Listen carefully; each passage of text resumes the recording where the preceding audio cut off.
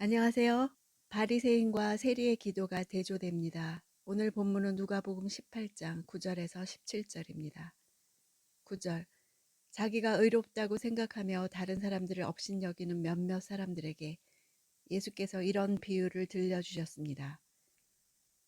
원문에는 자기들이라고 복수형으로 나왔습니다. 어떤 그룹을 가리키죠. 다른 사람들이란 단어를 다른이란 뜻의 단어를 쓰지 않고 나머지를 뜻하는 단어를 썼습니다. 종교 지도자들이 업신여기는 대상이 자신들을 제외한 나머지 모든 사람들이란 사실을 보여주는 것입니다. 그들은 자신들 집단 외에는 모두 의롭지 못한 부정한 자들로 여기는 극히 독선적이고 편협한 의식을 가지고 있었습니다. 10절. 두 사람이 기도하러 성전에 올라갔다. 한 사람은 바리새파 사람이었고 또 다른 사람은 세리였다.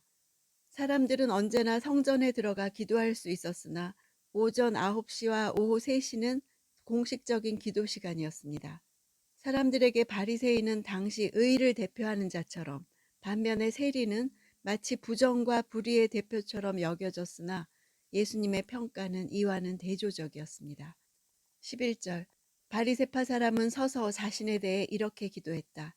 하나님, 저는 다른 사람들, 곧 남의 것을 빼앗는 사람이나 불의한 사람이나 간음하는 사람과 같지 않고 이 세리와도 같지 않음을 감사합니다. 서서 기도하는 것은 유대인들의 일반적인 기도 자세입니다. 두 사람 다 서서 기도했는데 바리새파 사람이 서서 기도한 것은 수동태, 세리가 서서 기도한 것은 능동태로 쓴 것은 재미있는 표현이죠. 이것은 바리새인이 스스로의 필요에 의해 선 것이 아니라 다른 사람들에게 보이려고, 즉 자신을 드러내고자 의식적으로 사람들이 볼 수 있는 위치에서 기도하고 있었다는 것을 드러내는 표현입니다. 개역 성경은 서서 따로라고 번역했는데 따로라는 말은 눈에 쉽게 띄도록 무리들과 거리를 두고 떨어져서 기도했던 것으로 보기도 하고 혹은 자신을 향해 이렇게 번역할 수도 있어서 세리가 하늘을 우러러 기도한 것과 대조해서 자신을 향해 기도한 것으로 볼 수도 있습니다. 바리새인의 섬김을 받는 하나님은 참 복이 많으시다 이렇게 여기는 태도였습니다. 12절. 저는 일주일에 2번씩 금식하고 얻은 모든 것의 11조를 냅니다.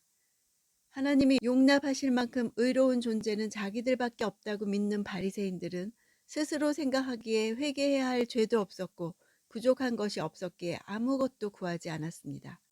다만 자신이 의롭다는 것을 드러내는 것밖에 기도할 것이 없었던 것입니다. 자신이 의롭다는 것을 강조하려고 율법을 잘 지키고 있다는 사실을 2가지 예로 들어 말합니다.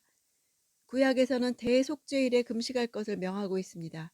일주일에 2번씩 금식했다는 것은 율법의 규정에는 없는 것이고 그들의 지나친 경건의 습관이었다고 할 수 있습니다. 그들은 모세가 십계명을 받기 위해 시내산에 올라가고 내려온 것으로 여겨지던 목요일과 월요일에 금식했습니다. 그들이 강조하고 싶은 것은 율법의 요구 그 이상을 실천한다는 점입니다.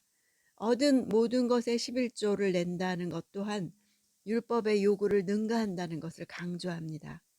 소득의 11조뿐 아니라 자기가 구매한 물건에 대해서도 11조를 드렸습니다. 이로써 11조를 바치지 않은 어떤 물건도 사용하지 않는다는 그런 확신을 가지고 있었습니다. 13절. 그러나 세리는 멀찍이 서서 하늘을 쳐다볼 엄두도 내지 못하고는 가슴을 치며 말했다.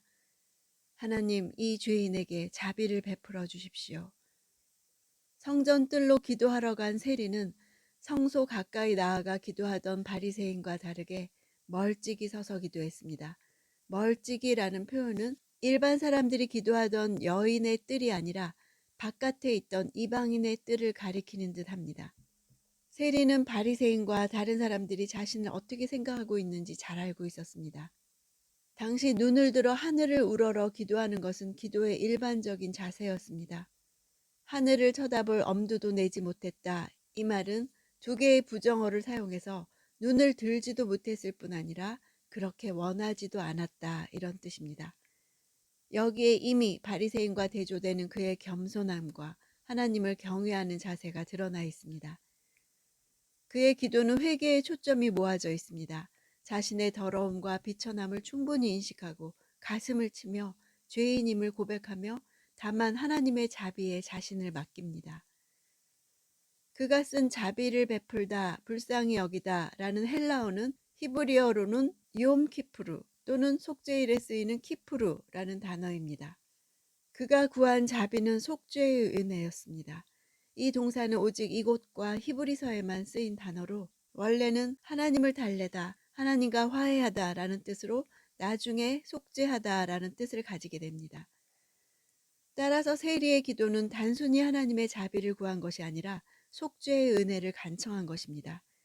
즉 그는 죄인인 자신에게 속죄를 베풀어 주시기를 간구한 것입니다. 14절 내가 너희에게 말한다. 이 사람이 저 바리새파 사람보다 오히려 의롭다는 인정을 받고 집으로 돌아갔다. 누구든지 자기를 높이는 사람은 낮아질 것이요 자기를 낮추는 사람은 높아질 것이다. 의롭다 인정받았다는 것은 앞의 비유와 연이어서 법정을 연상시킵니다.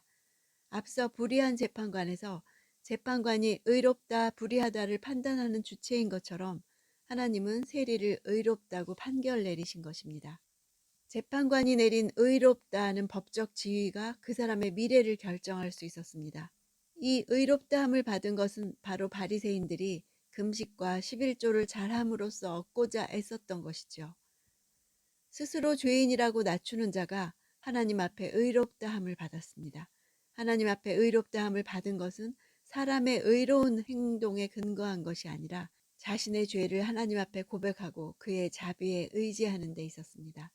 하나님 앞에서 자신을 낮추면 그분은 그 회개한 죄인을 들어 올리십니다. 자신을 높이는 것은 하나님 앞에서 자신의 의로움을 입증하려고 하는 모습을 나타냅니다. 그런 사람은 재판관이신 하나님 앞에서 반박할 여지가 없는 죄인이기에 낮아지는 수밖에 없는데 이것은 지옥에 떨어진다는 말을 완곡하게 표현한 것입니다. 15절 사람들이 아기들을 예수께 데려와 만져주시기를 원했습니다. 제자들은 이 광경을 보고 그들을 꾸짖었습니다. 누가만이 아기들이란 단어를 젖먹이 유아를 가리키는 단어로 쓰고 있습니다. 스스로 아무것도 할 수 없는, 그래서 절대적으로 의존할 수밖에 없는 상태를 나타내기 위해서입니다. 만져주는 것이란 머리에 손을 얹고 축복하며 기도해 주는 것을 말합니다. 당시 존경하는 랍비로부터 축복받게 하려고 어린아이들을 데리고 오는 것은 하나의 관습적인 행위였습니다. 그러나 제자들은 이런 이유로 예수께 나아오는 이들이 긴 줄로 늘어서서 끊이지를 않자 그들을 가로막고 나선 것입니다. 그렇게 하찮은 일에 스승의 시간을 빼앗기는 것이 달갑지 않았던 것입니다. 17절 내가 진실로 너희에게 말한다. 누구든지 어린아이와 같이 하나님 나라를 받아들이지 않는 사람은 거기에 들어가지 못할 것이다.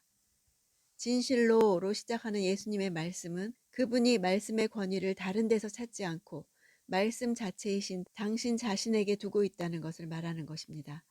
받아들이다 이 동사는 중간태입니다. 1차적으로는 상대방이 주는 것을 받지만 그때 받는 자세가 스스로 취하는 능동적 태도를 보인다는 뜻입니다.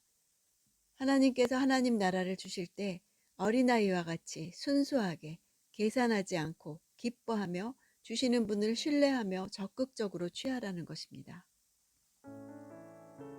바리새인의 기도는 길었고 그 기도의 주어는 계속 나였습니다. 세리의 기도는 짧았고 그 주어는 하나님이었습니다. 바리새인의 기도는 관심이 사람에게 수평적으로 쏠리고 있었으나 세리의 기도는 계속 수직적으로 하나님께로만 관심이 향하고 있었습니다. 나의 기도는 어떻습니까? 기도 자리에 앉을 때 수동적인가요? 능동적인가요? 내 기도의 주어는 사람입니까? 하나님입니까? 주님께서 나의 기도를 어떻게 보고 계실까요? 중요한 것은 누구의 평가도 아니고 나의 평가도 아니고 기도에 대해 하나님의 인정을 받았다는 확신이 있는가 하는 것입니다. 어떤 상황에 있었든 어떤 평가를 받고 있든 하나님이 나를 사랑하신다. 나의 상황을 아신다. 나를 돌보신다는 확신이 든다면 기도한 후 내 삶은 달라질 것입니다. 바리새인은 성전에 들어올 때와 전혀 다름없이 집으로 돌아갔습니다. 그러나 세리는 집에 돌아갈 때 어땠을까요? 집에 돌아간 후 그의 삶이 어땠을까요?